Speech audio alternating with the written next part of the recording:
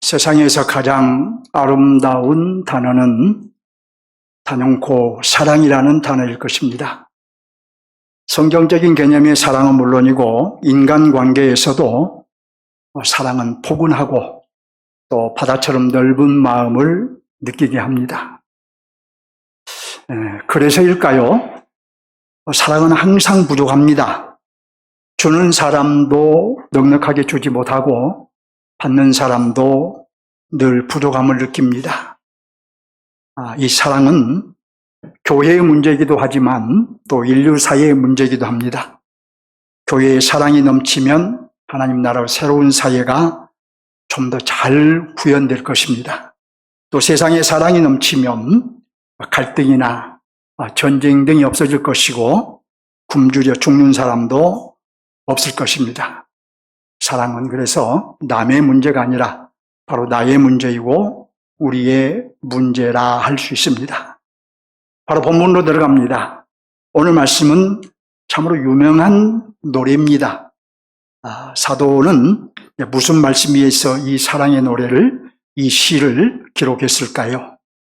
사도가 12장부터 시작한 얘기는 은사 얘기죠. 고린도 사회가 고린도 교회가 진정한 연합체를 이루지 못한 이유 중 하나가 바로 은사 문제였기 때문입니다. 특별히 이 방언 은사를 받은 자들이 우월의식을 갖고 방언을 받지 못한 지체들을 얕보았던 것입니다. 그들은 방언이 가장 탁월한 은사라고 생각했기 때문입니다. 과연 방언이 가장 탁월한 은사일까요? 우리는 본문으로 들어가기 전에 분명하게 해야 할 것이 있는데 12장 31절을 보시기 바랍니다. 12장 31절을 보면 너희는 더욱 큰 은사를 사모하라. 내가 또한 가장 좋은 길을 너희에게 보이리라. 여기서 이해해야 할 것은 더욱 큰 은사라는 말은 더욱 큰 은사들이라는 복수인데 그 은사들은 무엇이며 또 가장 좋은 길은 무엇이냐는 것입니다. 첫째로 가장 큰 은사들은 무엇일까요?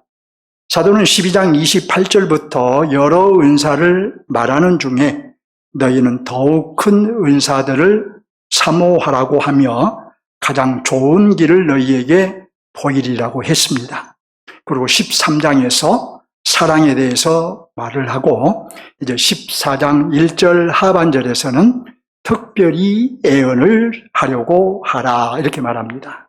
자, 결국 사도가 더 큰 은사들을 사랑하라고 말한 것은 고린도의 강한 자들이 탁월한 은사라고 생각하는 방언보다 더 탁월한 은사들을 사모하라는 의미로 대표적으로 14장 1절에서 말한 것처럼 애언을 사모하라는 말입니다.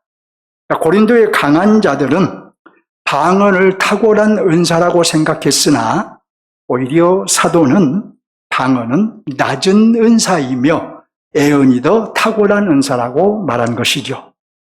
이것은 그런데 이제 은사에 서열이 있다는 의미가 아닙니다.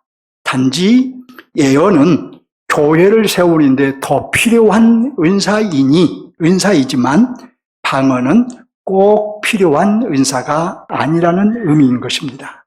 자, 한편 여기 애언은 지난번에도 말씀드린 대로 성령의 감동하심을 따라서 구약을 해석하거나 예수님의 가르침을 회상하며 나누는 것을 은사라고 한 것입니다. 이제 오늘날로 말하면, 굳이 오늘날로 표현하면 설교라고 할 수 있겠습니다. 둘째로 가장 좋은 길은 무엇일까요? 이제 바로 이어지는 13장 1절에서는 누가 이런저런 은사를 가지고 있다고 해도 사랑이 없으면 그 은사는 아무것도 아니라고 말을 합니다. 따라서 가장 좋은 길은 사랑을 의미합니다. 사랑은 은사 그 자체입니다. 또 다른 은사에 동반되어야 하는 은사이기도 합니다. 사도가 특별히 이것을 강조한 이유는 고린도의 강한 자들은 방언을 하면서 사랑 없이 방언을 했기 때문이에요.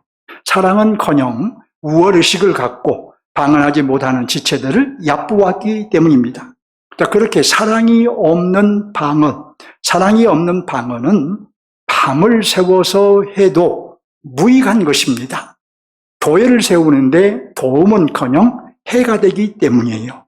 자, 정리합니다. 더욱 탁월한 은사들은 대표적으로 하나를 말하라 하면 예언을 의미하고, 가장 좋은 길은 사랑을 의미합니다. 하지만 이 아무리 탁월한 은사라 해도 사랑이 없으면 아무것도 아니라고 말씀드렸죠. 모든 은사는 이 사랑의 은사가 동반되어야 가치가 있으며, 따라서 이 둘은 다르지만 또 깊은 관련이 있다고 말할 수 있겠습니다. 자, 모든 은사는 성령께서 주신 것입니다. 따라서 서열이 있을 수 없습니다. 다만 교회에 더 유익이 되고 덜 되는 그런 차이만 있을 뿐입니다. 자, 그리고 어떤 은사이든 교회에 유익이 되기 위해서는 반드시 사랑의 은사가 동반되어야 합니다. 왜 모든 은사에는 사랑의 은사가 동반되어야 할까요? 본문 1절을 보시기 바랍니다. 이제 여러분 성경을 보셔야 되겠죠? 내가 사람의 방언과 천사의 말을 해도 사랑이 없으면 소리나는 구리와 울리는 괭가리가 되고 라고 하죠. 고린도인들은 방언을 어떻게 생각했느냐? 방언은 바로 천사의 말이다 이렇게 생각을 했어요.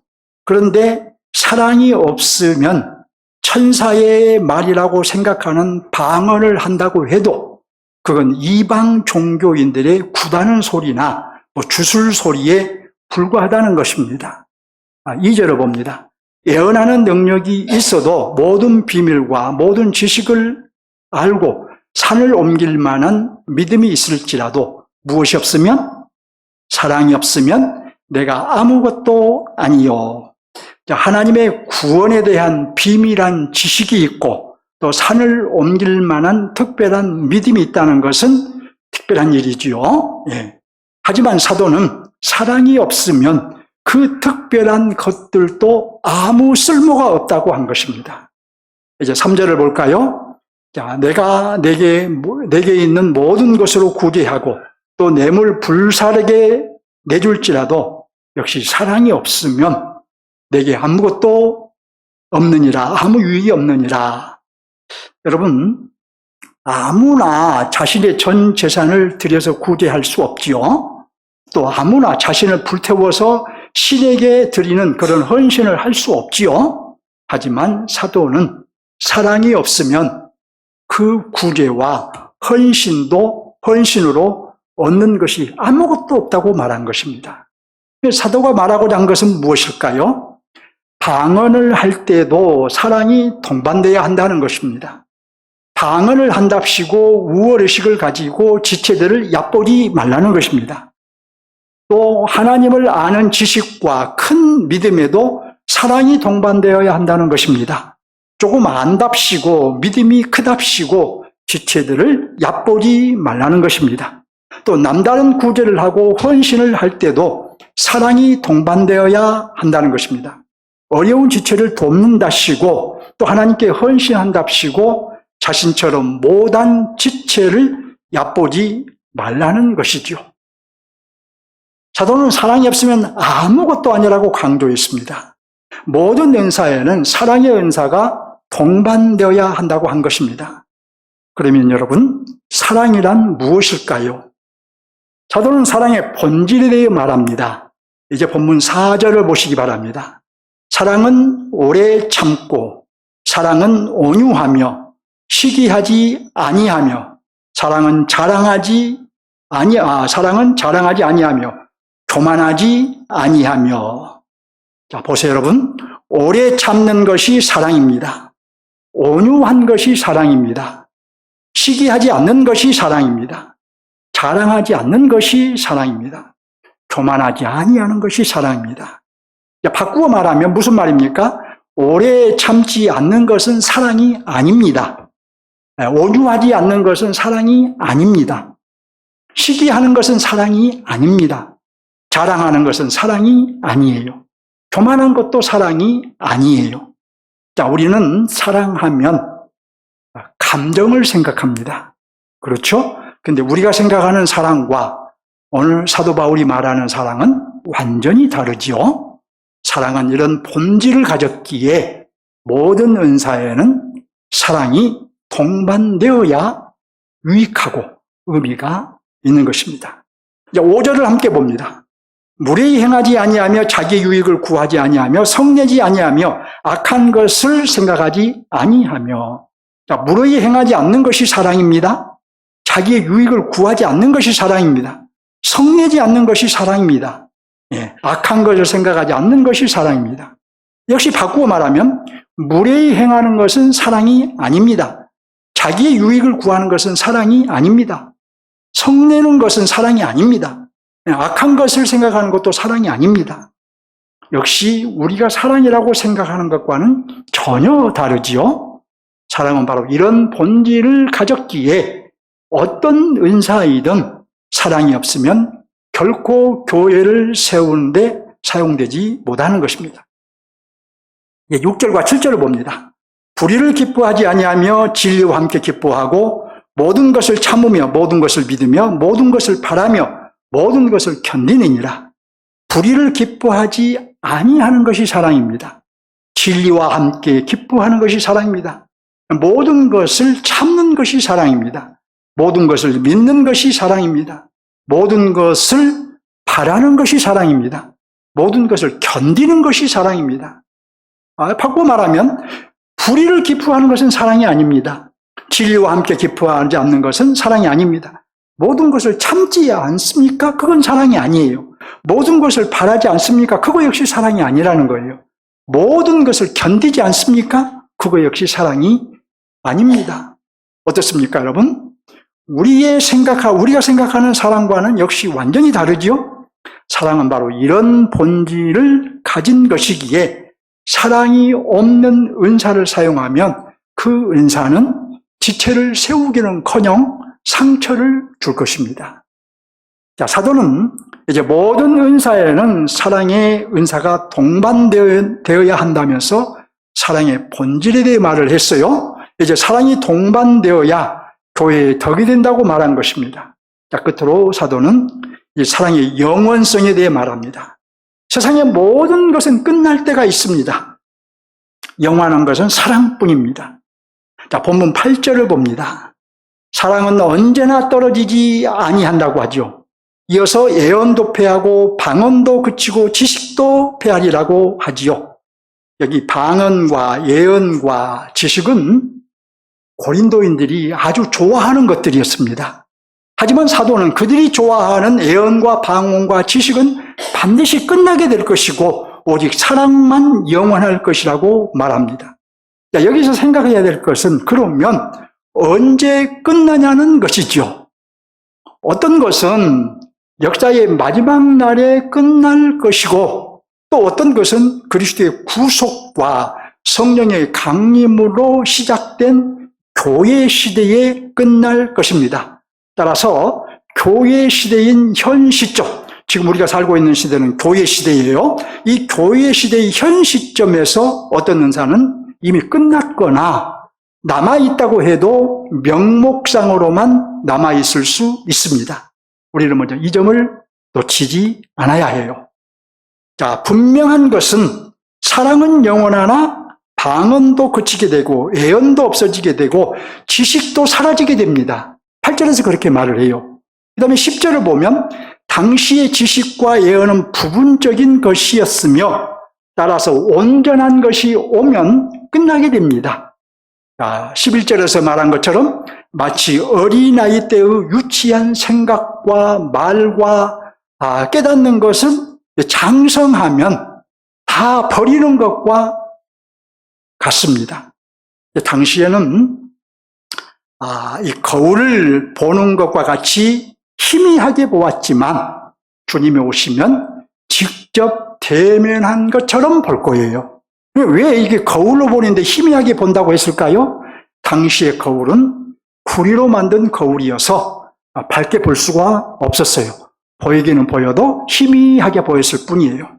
자, 결국 1세기 당시에는 부분적으로 예언을 하였으나 이제 계시가 종료되고 성경이 교회에 주어지면 더 풍성한 예언을 하게 된다는 것입니다. 하나님을 아는 지식도 당시에는 부분적으로 알았으나 역시 계시가 종료되고 성경이 교회에 주어지면 더 풍성한 지식을 갖게 된다는 것입니다. 그리고 역사의 마지막 날에 주님이 오시고 나면 하나님께서 나를 아신 것처럼 우리의 신지식도 그야말로 최대치에 이를 것입니다. 자, 그런데 사도는 8절에서 예언도 패하고 방언도 그치고 지식도 패하리라고 했는데, 여러분 이제 본문을 자세히 보면은 9절부터는 예언과 지식에 대해서만 말을 해요.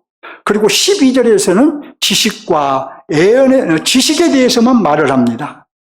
하나님을 아는 지식은 점점 풍성해지다가 마지막에는 직접 대면하듯이 알게 될 것이다 라고 말하면서 방언과 예언에 대해서는 아예 언급을 하지 않습니다.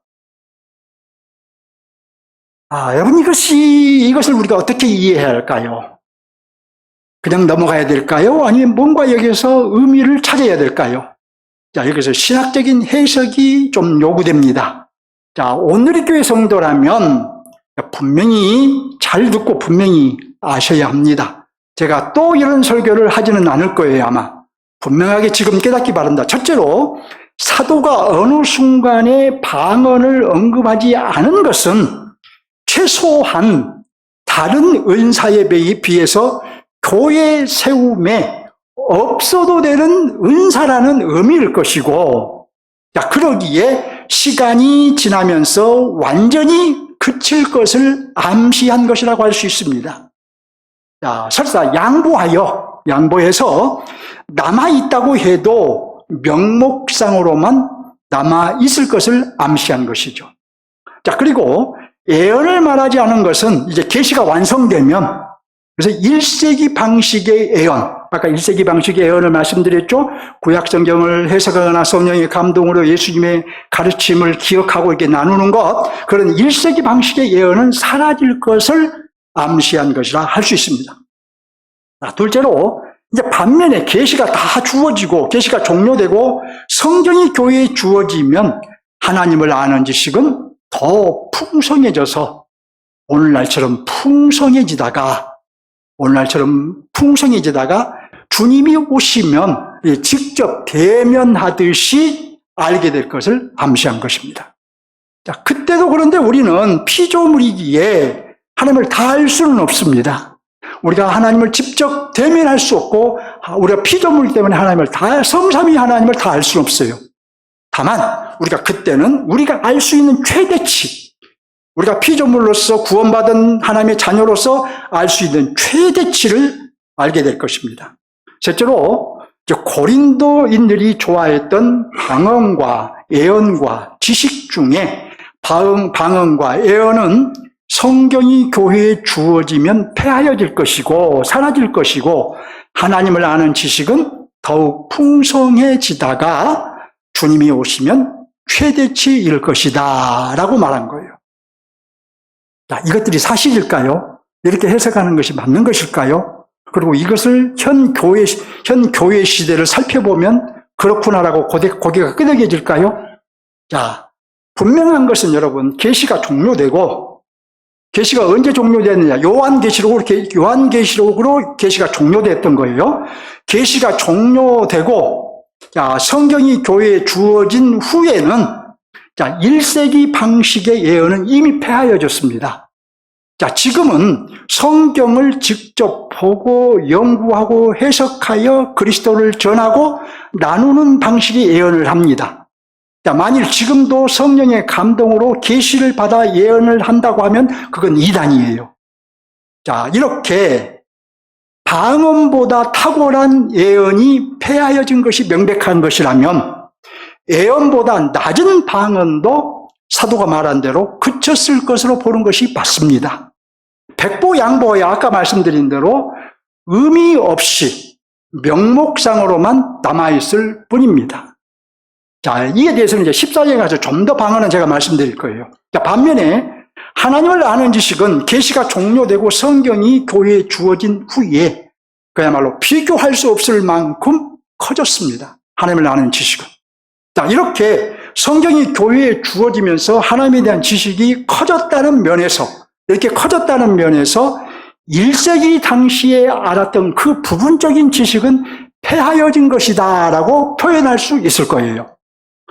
예를 한번 들어볼까요, 여러분? 마치 우리 젊은 분들은, 청년들은 잘 모르겠지만 마치 현대자동차에서 80년대에 만들어낸 자동차가 폰이죠. 자, 그런데 그때는 폰이 자동차를 만들었는데 자동차 기술이 발달하면서 폰이 시대는 지나가고 오늘날은 제니시스 시대가 되었습니다. 그렇죠? 이와 같다는 거예요. 자, 그리고 성경이 주어짐으로 더 풍성해진 지금의 신지식도 이제 주님이 오시면 역시 사라지고 직접 대면하듯이 더 풍성하고 선명하게 알게 될 것입니다. 지금은 우리가 성경을 통해서 하나님을 배우고 알지만 주님이 오시면 하나님의 영광을 직접 보게 될 거예요. 그런 의미에서 지금 우리가 알고 있는 이 신지식도 풍성한 신지식이라 해도 그거 역시 폐하여진 것이다, 없어진 것이다 라고 표현할 수 있다는 거예요. 자, 이렇게 이해하는 것에 동의하기 위해서는 1세기 교회에 있었던 일이 성경에 기록되어 있다고 해서 그 이후의 교회들이 다 그 모든 것을 수용해야 된다는 것이 아니라는 것을 알아야 돼요.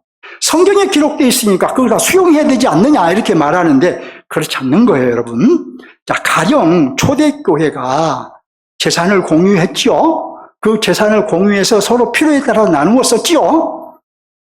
이걸 지금 오늘날 교회가 수용했습니까? 안 했잖아요. 그와 같다는 거예요.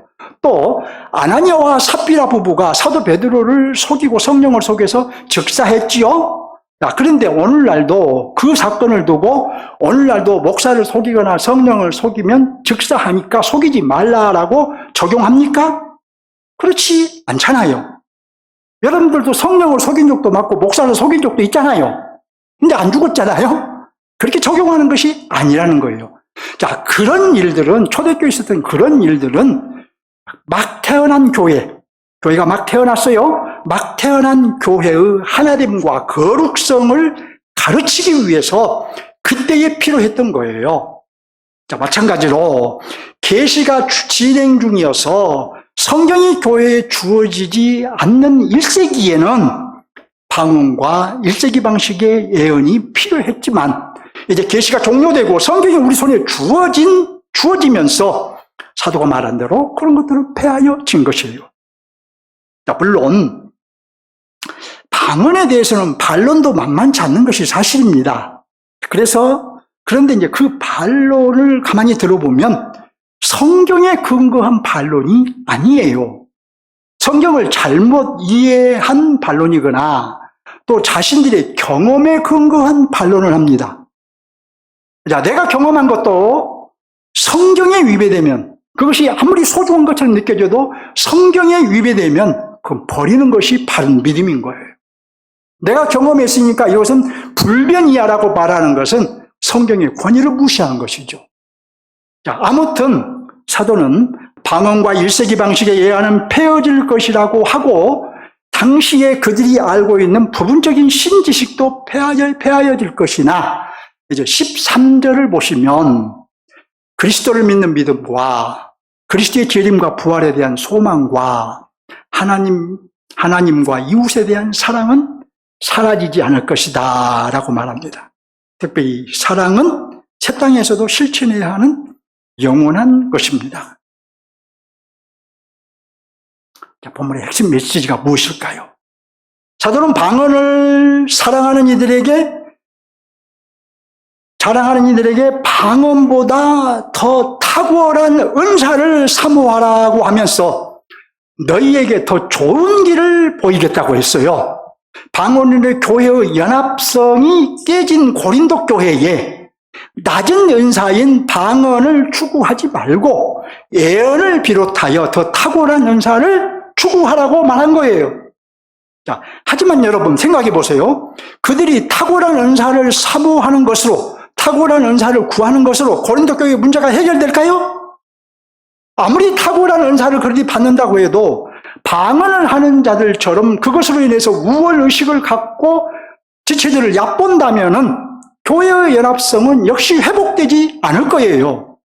해서 사도는 사랑의 본질을 열거하면서 탁월한 은사들을 구하되 사랑의 은사가 동반되어야 한다고 말한 거예요.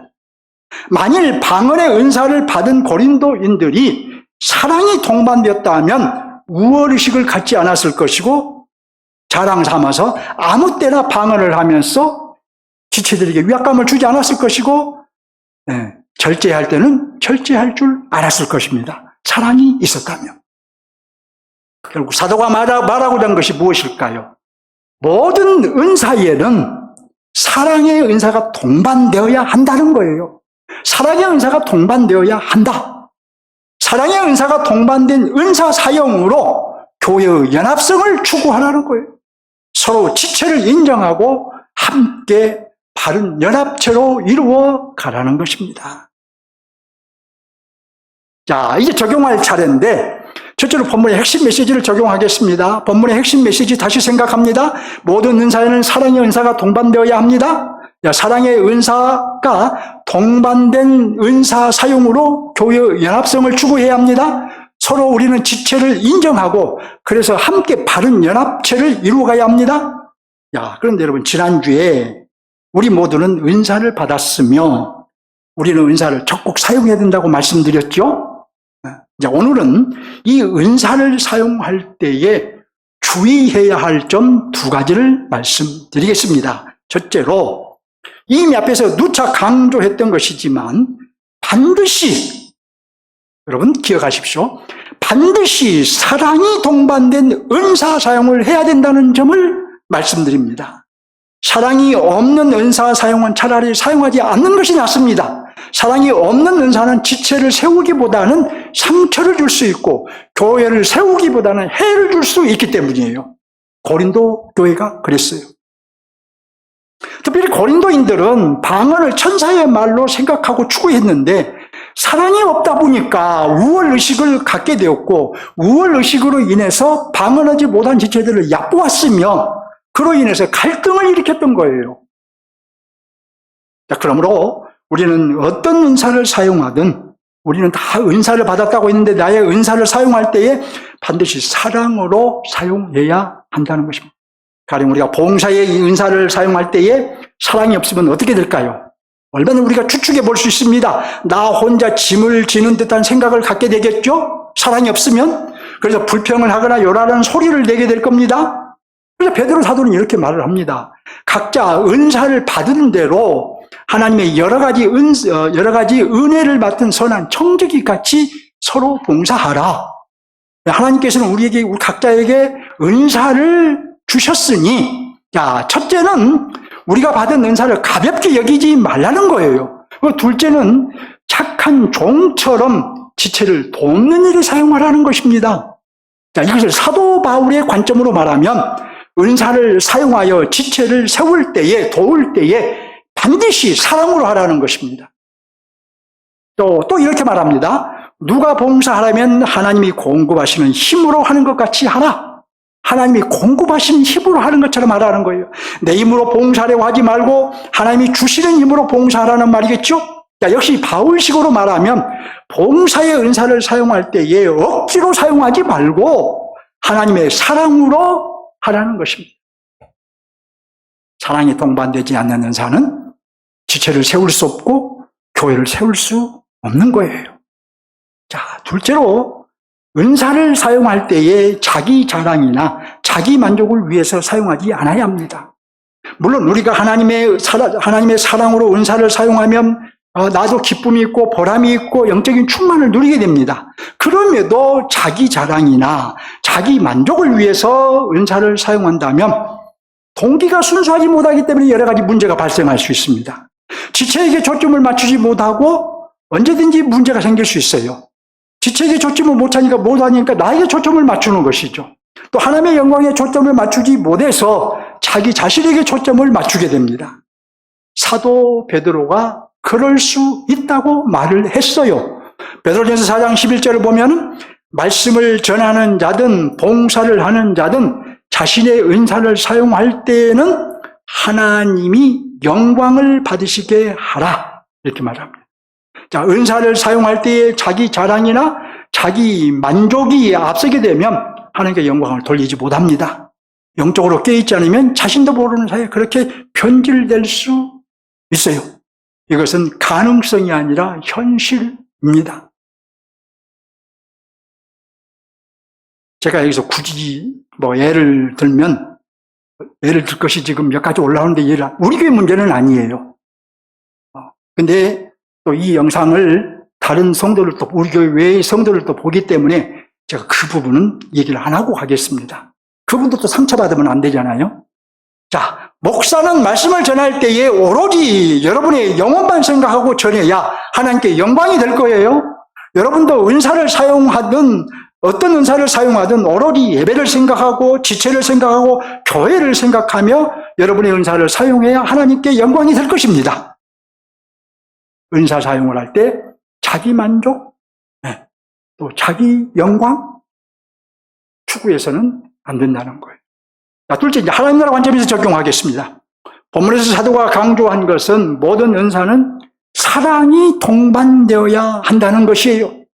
모든 은사는 교회를 세워가라고 주신 것인데, 교회를 세우라고 주신 것이지 자기 어떤 만족을 누리라고 주신 것이 아니에요. 은사는 이제 사랑이 동반되지 않으면 무익해요. 그런데 따라서 본문에 하나님 나라가 보여주는 면은 사랑으로 세워가는 나라인 것을 보여준 것이죠. 자, 그러므로 이 나라에 들어간 우리는 사랑을 실천해야 합니다. 모든 일에 사랑을 앞세워야 합니다.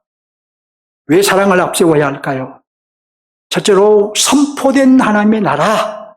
그래서 이 땅에 세워진 선포된 하나님의 나라는 고린도 교회처럼 여러 가지 문제들이 있을 수 있고 갈등을 안을 수 있기 때문이에요. 자, 그렇지만 우리가 사랑을 앞세우면 어떤 문제라도 극복할 수 있습니다.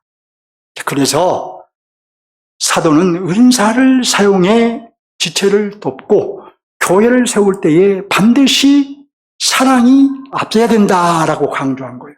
자, 본문 1절로 3절에서 말하고 있듯이, 자, 우리가 천사의 말을 해도 사랑이 없으면 의미가 없습니다. 예언을 하고 신지식이 남달라도 사랑이 없으면 의미가 없습니다. 산을 옮길 만한 믿음이 없어도 사랑이 없으면 의미가 없습니다. 내 모든 것을 재산으로, 모든 재산으로 구제를 하고 내 몸을 온전히 들여 헌신을 해도 사랑이 없으면 의미가 없어요. 노래는 불러야 노래이듯이 사랑은 실천해야 사랑인 것입니다. 모든 문제를 극복할 수 있어요. 자, 둘째로 사랑은 지체의 모든 허물을 덮기 때문에 실천해야 합니다. 자, 우리가 혈통적인 가족만 보아도 부모와 자녀와 또 형제, 자매가 서로 사랑하기 때문에 허물을 용납하고 덮어주잖아요. 마찬가지로 성령께서 하나로 묶어주셔서 주님의 가족이 된 우리도 사랑하면 지체의 허물을 용납하고 덮어줄 수 있습니다. 자, 우리는 그런데 이미 이러한 하나님의 사랑을 경험한 사람들이에요. 자, 우리의 허물과 죄가 저 태평양의 바닷물보다 많고 태산보다 컸지만 그럼에도 하나님은 아들의 피로 우리의 허물과 죄를 다 덮어주셨습니다. 이것은 하나님께서 사랑으로 우리의 허물을 덮어주셨다는 의미 아니겠습니까? 사도 요한은 이 하나님의 사랑에 감격을 해서 하나님이 세상을 이처럼 사랑하사 독생자를 주셨다고 한 것이에요. 자, 베드로 사도는 하나님의 큰 사랑을 경험했을 뿐만 아니라 고난당하신 주님을 모른다고 3번이나 부인했음에도 주님께서 그의 허물을 덮어주신 것을 경험했어요. 바로 그래서 사도는 그랬지 않았나, 이 고백을 했지 않았나, 이 말을 했지 않았나 싶은데, 무엇보다도 뜨겁게 서로 사랑할지니 사랑은 허다한 죄를 덮느니라. 베드로가 이렇게 말했어요. 노래는 불러야 노래입니다. 네. 사랑은 실천해야 사랑인 것이에요. 우리가 사랑을 실천하면 지체의 모든 허물을 덮을 수 있습니다. 셋째로 사랑은 하나 되게 하는 능력이 있기 때문에 실천해야 돼요. 자, 우리가 서로 사랑하면 사랑의 본질이 우리를 하나 되게 합니다. 자, 4절 이하에서 말하고 있듯이 사랑은 오래 참게 합니다. 온유하게 하며 시기하지 않게 합니다. 교만하지 않게 하며 무례히 행하지 않게 합니다. 자기 유익을 구하지 않게 합니다. 성내지 않게 합니다. 모든 것을 사랑은 참게 하며 모든 것을 믿게 하며 모든 것을 견디게 합니다. 바로 사랑은 이런 능력이 있기 때문에 우리가 사랑을 실천하면 가정도 하나로 세워지고 교회도 하나로 세워지고 나가서 그런 우리를 통해서 하나님의 나라가 확장되는 것입니다. 사랑을 실천해야 의미가 있는 거예요. 우리가 사랑을 실천하면 가정도 진정한 연합체가 되고 교회도 진정한 연합체가 되는 거예요. 말씀을 맺겠습니다. 사랑을 실천할 수 있는 방법을 몇 가지 말씀드리면서 맺겠습니다. 첫째로 이 핵심이 뭐냐? 사랑을 실천하는데 핵심이 뭐냐? 그리스도 안에 거해야 가능합니다. 하나님 안에 거해야 가능합니다. 왜냐하면 사랑은 우리에게 속한 것이 아니라 바로 하나님께 속한 것이기 때문이에요. 둘째로 초점을 어디에 맞춰야 되느냐? 여러분이 신앙과 인격이 자라는 데 초점을 맞춰야 돼요. 신앙과 인격이 자라야 사랑을 실천할 수 있는 것입니다. 신앙이 자라지 않고 인격이 자라지 않으면 사랑을 실천할 수 없어요. 셋째로 이를 위해서 강론에 집중하셔야 돼요. 넷째로 강론에 집중하면서 묵상 또한 바르게 하셔야 됩니다. 여러분, 묵상을 할 때에 문자적인 적용을 뛰어넘으려고 노력해야 합니다. 윤리적이고 도덕적인 교훈을 찾는 데서 뛰어넘어야 합니다. 성경의 인물을 본받는 모범론적인 적용을 하려고 하는 데서 벗어나야 합니다. 그리스도 중심으로 묵상을 해야 돼요. 이것이 어려운 일이라는 것을 잘 압니다. 신학을 전공하지 않는, 훈련받지 않은 여러분에는 어려운 일이에요. 그렇기 때문에 더욱 강론에 집중하셔야 돼요. 강론을 통해서 배우셔야 합니다. 자, 이렇게 말씀드려도 관심 갖지 않고 노력하지 않으면 바른 말씀을 먹지 못하고 정말로 자라야 하는 신앙과 인격은 자랄 수 없습니다. 바른 말씀을 먹어야 성령이 역사하기 때문이에요. 자, 그래서 제가 바라는 것은 우리 앞서 있는 장로님들이나 또 권사님들은 강론에 집중하는 것, 이걸 좀 순종하시고, 하신 분들은 잘하고 있는 걸로 알고 있지만 혹시 안 하신 분들은 좀 더 강론에 집중해 주시고, 그리고 모든 교우들이 순종하도록 권면하고 또 도와주시고 또 기도하셔야 할 것입니다. 교회는 함께 이루어가는 것이기 때문이에요. 주님을 향해 한 걸음 더 나갑시다. 아멘.